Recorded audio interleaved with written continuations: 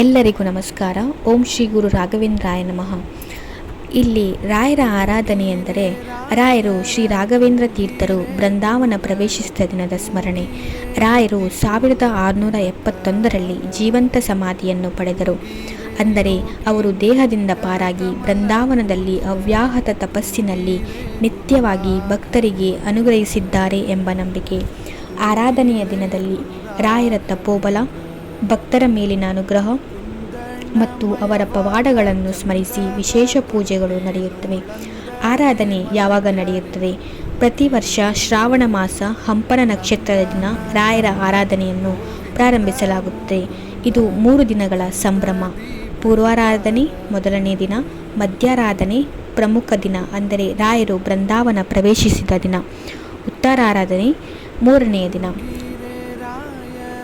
ಯಾವಾಗ? ಶ್ರಾವಣ ಮಾಸದಲ್ಲಿ, ವಿಶೇಷವಾಗಿ ಹಂಪನ ನಕ್ಷತ್ರ ದಿನ ರಾಯರು ಬೃಂದಾವನವನ್ನು ಪ್ರವೇಶಿಸಿದರು. ಆರಾಧನೆಯ ಸಂದರ್ಭದಲ್ಲಿ ನಡೆಯುವ ಕಾರ್ಯಕ್ರಮಗಳು: ಬೆಳಗ್ಗೆ ವಿಶೇಷ ಪೂಜೆ, ಅಲಂಕಾರ, ಅಭಿಷೇಕ, ರಥೋತ್ಸವ, ಧಾರ್ಮಿಕ ಉಪನ್ಯಾಸಗಳು, ಪಾರಾಯಣ, ಸಾಂಸ್ಕೃತಿಕ ಕಾರ್ಯಕ್ರಮ, ಭಜನೆ, ದಾಸವಾಣಿ, ಲಕ್ಷದೀಪೋತ್ಸವ, ನಿತ್ಯ ಅನ್ನಪ್ರಸಾದ ವಿತರಣೆ.